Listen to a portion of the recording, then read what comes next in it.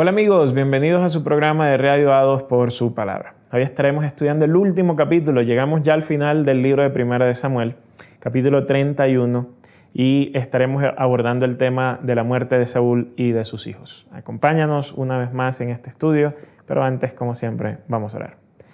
Padre amado, ayúdanos hoy a reflexionar sobre la muerte y el hecho de cómo la muerte también habla de la calidad de vida que en algún momento se tuvo. Ayúdanos a aprender lecciones de ver cómo Saúl y sus hijos perecieron de una forma que quizás no fue gloriosa, y eso nos habla de la vida que ellos llevaron. Ayúdanos entonces nosotros a poder vivir vidas que cuando terminen puedan glorificarte a ti. En Jesús, amén. La muerte es un tema que obviamente nadie quiere hablar de él. Ninguno de nosotros nos queremos morir, ¿no? Al fin y al cabo dice el texto bíblico que Dios puso el deseo de eternidad en nuestros corazones, y sobre todo porque no fuimos creados para morir, fuimos creados para estar en eternidad con Dios, sino que la muerte es un fenómeno extraño, ¿no? Es un fenómeno ajeno a la naturaleza del mundo creado de Dios. Por eso Romanos 5:12 dice que el pecado entró al mundo y con el pecado entra la muerte, lo que quiere decir que tanto el pecado como la muerte eran realidades ajenas. Ahora, en el capítulo de hoy vamos a ver que es un capítulo de paso muy corto sobre la muerte de Saúl y de sus hijos. Y bueno, acá lo importante o lo interesante del capítulo sobre la muerte de Saúl y de sus hijos es que nos permite reflexionar en el cómo quisieras tú morir, ¿no? El texto nos dice que los filisteos se habían reunido para la batalla en el capítulo 28, que es cuando Saúl va donde la pitonisa, que es cuando luego a David lo despachan, que es cuando David va a Siclac y recupera el botín de los amalecitas, ¿sí? Entonces el capítulo 31 continúa la idea de los primeros 3 versículos del capítulo 28. Entonces los israelitas y los filisteos se habían reunido para pelear, y ellos pelearon efectivamente. Y dice el texto que los filisteos persiguieron a Saúl y a sus hijos, y ellos mataron a Jonatán, a Abinadab y a Malquisúa. Y al arreciar la batalla contra Saúl, los flecheros lo alcanzaron y él se llenó de pánico y le dijo a su escudero: saca tu espada y clávamela, no sea que los incircuncisos vengan y me maten. Pero su escudero no quiso hacerlo porque tenía mucho miedo, y entonces Saúl sacó su propia espada y se arrojó sobre ella. El escudero, cuando vio muerto a Saúl, también se arrojó sobre su espada. Entonces ese día muere Saúl, mueren sus hijos, muere su escudero y mueren sus soldados. Y cuando dice el texto que los israelitas que estaban al otro lado del valle vieron que el ejército de Israel huía y que Saúl y sus hijos habían muerto, ellos abandonaron sus ciudades porque sabían que los filisteos entonces las iban a tomar. Porque ya si el ejército del rey está siendo derrotado, nada podían hacer ellos para salvar a sus ciudades. El texto nos dice que los filisteos toman el cuerpo de Saúl y de sus 3 hijos, les cortaron las cabezas y enviaron mensajeros por toda la tierra a los filisteos, ¿no? Dice que pusieron las armas de Saúl en el templo de Astarot, colgaron su cuerpo en la muralla de Bexam. Los de Jabes de Galaad tomaron ese día los cuerpos y los llevaron, dice, a Jabes, donde los terminan quemando. El relato es muy corto y es sencillo, ¿no? Saúl y sus hijos van a la guerra. Saúl y sus hijos son muertos en la guerra, y por último sus huesos son rescatados por los de Jabes, que los van a guardar para poderles dar un sepelio propio. Aquí hay unos elementos bien interesantes. En primer lugar, alguien se puede preguntar el por qué Saúl le dice al escudero: mátame. Resulta y pasa que en el mundo antiguo existía una noción de qué significaba ser un hombre, ¿no?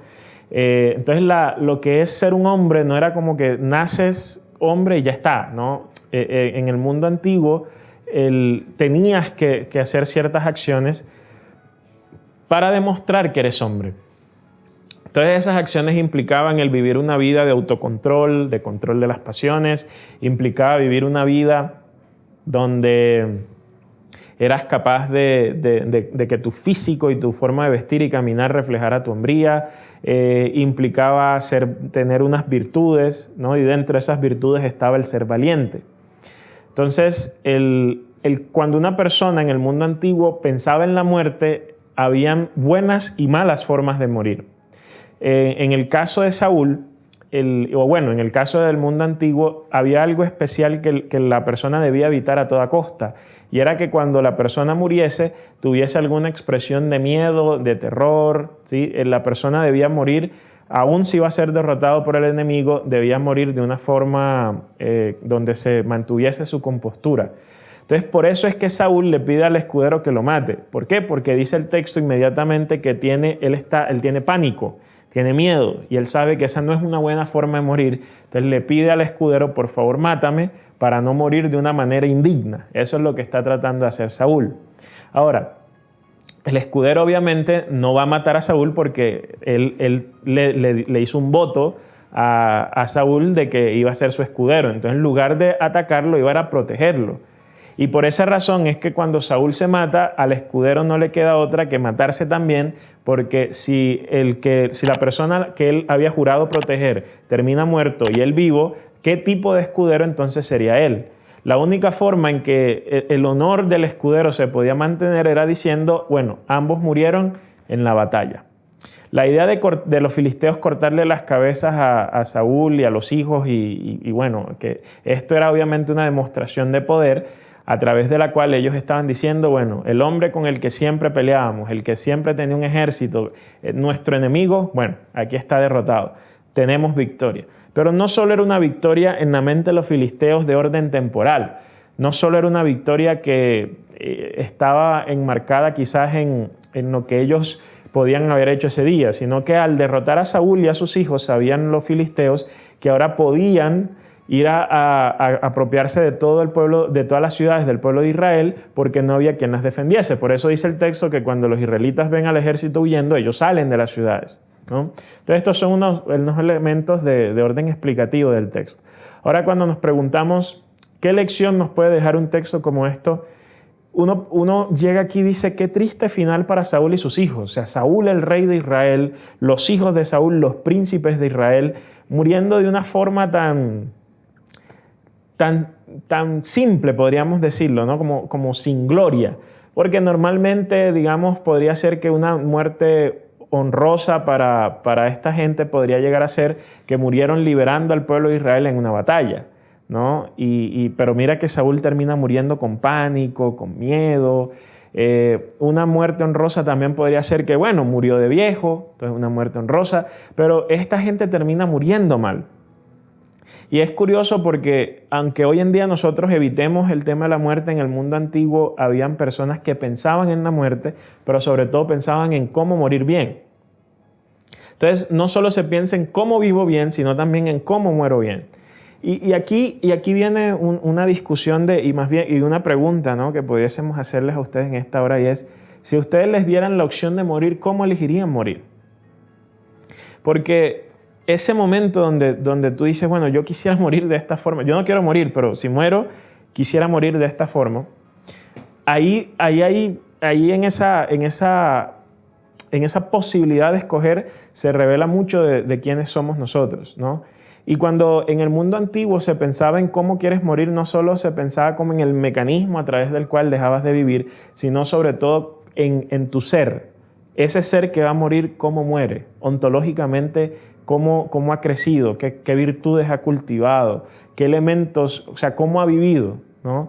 Y es allí donde yo quiero colocar el énfasis en esta hora, ¿no? Cuando no es tanto en que, no, yo quiero morir durmiendo, etcétera, sino cuando vayas a morir, ¿quién eres? No qué has hecho, sino quién eres.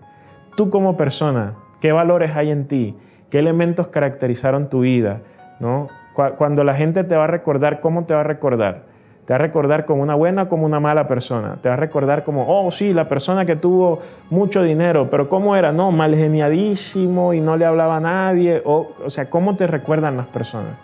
Porque el texto en la muerte de Saúl y de los hijos nos deja ver que sus muertes revelan al mismo tiempo el carácter moral con el que vivieron.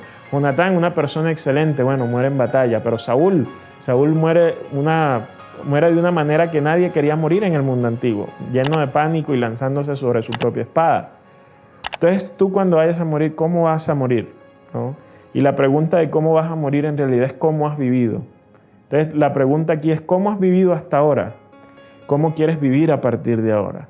¿Qué elementos quieres cambiar? ¿Qué elementos te gustaría incorporar? ¿De qué manera podrías llegar a ser mejor de lo que eres? Mi invitación es a que hoy puedas tomar esos elementos y ponerlos en una lista y elevar una oración a Dios para que Él te ayude a vivir de una manera tal que cuando llegue el momento de morir se pueda mirar hacia atrás y se pueda sentir orgulloso de una vida bien vivida.